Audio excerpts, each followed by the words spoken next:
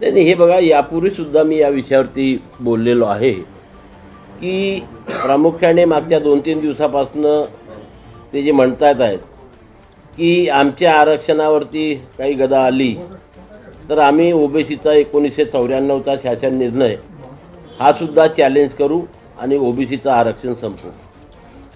हे जे त्यांचं वाक्य आहे हे बालिशपणाचं वाक्य आहे. मी बालिशपणाचंच म्हणेन की ज्या म्हणण्याला कुठेही काही अर्थ नाही आहे. कारण कदाचित त्यांना हे माहीत नसेल की हे ओबीसी समाजाला जे 27% आरक्षण मिळालेलं आहे हे 40-42 वर्षाच्या अथक परिश्रमानंतर आमच्या पूर्वजांनी केलेल्या लढ्याला ते मिळालेलं यश आहे. आणि म्हणून ओबीसीला जे आरक्षण 1952 पासून मिळायला पाहिजे होतं ते मिळविण्याकरता आम्हाला 1994ची वाट बघावी लागली. 7 ऑगस्ट 1990ला BP मंडलांचा अहवाल, त्याच्यातल्या 2च कंडिशन की नोकरीमध्ये आणि शिक्षणामध्ये आरक्षण देण्याचं मंजूर झालं.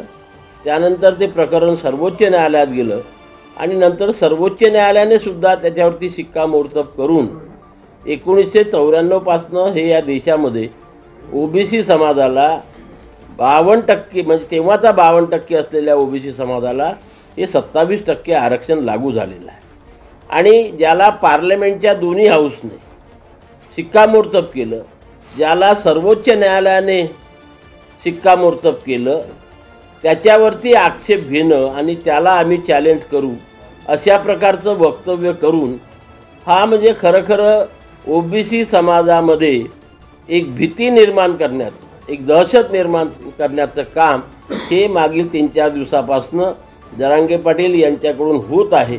त्याचा मी वारंवार निषेध केलेला आहे की जे आरक्षण या ओबीसी समाजाला संविधानिक पद्धतीने मिळालेलं आहे, ओबीसी समाजामध्ये जेवढ्या काही जाती असेल त्यामधील बहुतांश मी जाती याच्याकरता म्हणतो की त्याच्यानंतर काही जातीच्या इन्क्लुजनची शिफारस राज्य मागासवर्गीय आयोगाने केले आणि राज्य मागासवर्गीय आयोगाच्या शिफारसीनुसार राज्य सरकार आणि केंद्र सरकारने काही जाती त्याच्यामध्ये ॲड केल्या आणि त्या शिफारसीनुसार आहे.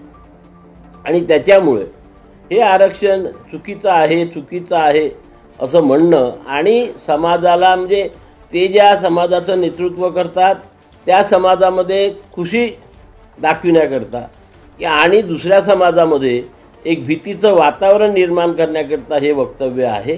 आणि म्हणून या वक्तव्यामध्ये काहीही अर्थ नाही.